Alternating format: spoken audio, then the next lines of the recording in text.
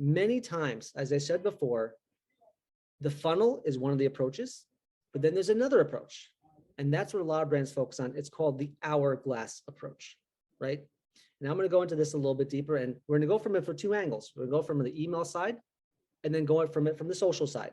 And together we'll kind of come to terms with exactly how that works. So from purchase, most of the time, as you see here, right, the pre-purchase funnel, you're reviewing your product, you're evaluating it, you're doing your research, you're vetting out different brands who sell which product and who's going to give it to you best, who's got the free shipping, and you make a purchase, right? This is where mall brands kind of say, we're done. We let customer service take over, and they're going to handle it. They handle all the inquiries, they handle all the problems. Reality is nowadays, customer service and marketing are extremely intertwined. You need to really merge them. I've seen many brands have a chief customer officer who is on the marketing side and the customer service side. That's their job, right? Exactly. You've seen that too, right, Kali? Yeah, it's 100%. What it is. Yeah. So critical nowadays, right? When everyone's kind of communicating different channels. I mean, if you think about it, so many people that's their channel that they're going to reach out on is social media. Yeah. You need to have something, a place for things coming in on social media that need someone, an actual person and not a bot to respond to. Right. Yeah. Oh, my thing is broken. You can't have a bot respond to that necessarily. You got to actually deal with them. It's also an emotional dealing with. So some of the things we've seen is that the post-purchase hourglass comes in about 4 different areas you want to focus on, which is number 1, adoption. Number 2, retention. Number 3, expansion. Number 4 is advocacy. I'm going to go into what that means right now. And I'm going to use an example of when I was at Adorama and we were doing this exact kind of philosophy. Think of it as you just bought a camera, right? You just bought a camera, a nice lens. Adoption phase is the minute after my purchase. I'm in that phase of, I need to make sure, does it work? Do I have everything I need? Do I have my user guide? Do I have my manual? Have I got my warranty? Right? Does it turn on? Right? All this area of like, how can customer service come in and help me adopt the product? And it works with everything, right? You get a suit online. You're going to go in. Does it fit well? Did it live up to my expectations? Is the quality really nice? Can I get the tag off? Do I have a return? Do I have the box to return it? That's all in the adoption phase, right? That is the phase where we're not selling them yet, right? We want to make sure to wow them. The next phase comes in with the retention phase. Retention phase focuses on, I could have gotten this product anywhere. Why did I get it from, in this case, Adorama? I got it from Adorama because of XYZ, because they will help me with, they have great blog content. They have great videos. They have great tutorials, hands-on videos, experts who are there to help. And I'll also add here, because I know a lot of businesses have trouble, really getting comfortable with their unique value point. And I'll say that I wouldn't focus even on being unique. I would just focus on your value point. After I've had a really good shopping online experience, I never think to myself, I wonder if there are any websites doing it just as good as, if not better. That's not what I think. I think this was a really great experience, and that's enough for me.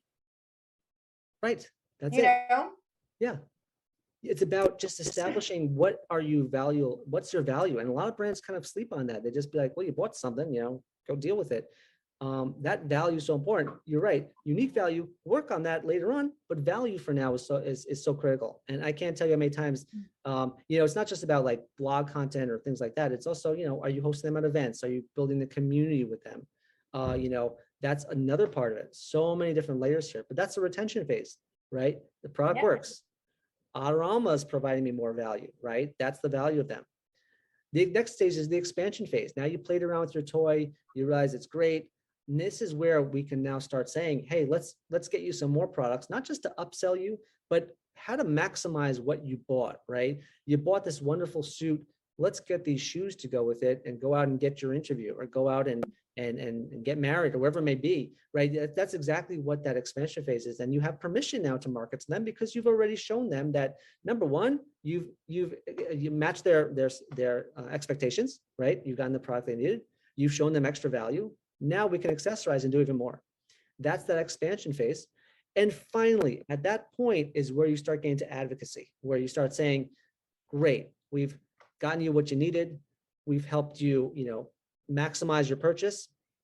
We've shown you what you can be even more and create even more things and do even more what your expectations are.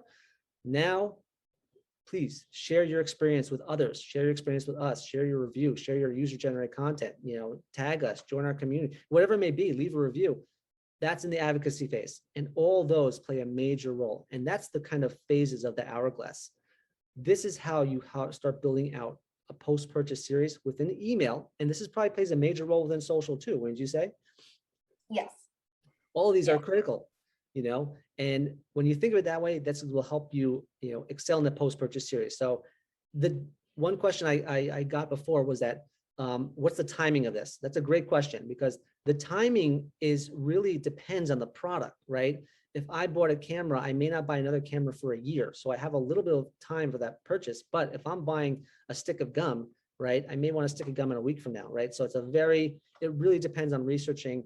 It may not work for a stick of gum, but you know what I mean? It depends on the type of product you're buying. So this hourglass philosophy kind of, rises and shines based on what you're doing. And I'm glad you brought up the stick of gum, because the fact is that the larger the price tag, the longer your hourglass is going to take. Yeah, that's exactly bigger the it. price point, the longer it's going to take for them to work through your marketing and sales, journey, the flywheel. It's something that you have to keep in mind, because people aren't going to purchase something that costs $500 as easily as they're going to cost something purchase something that costs $15.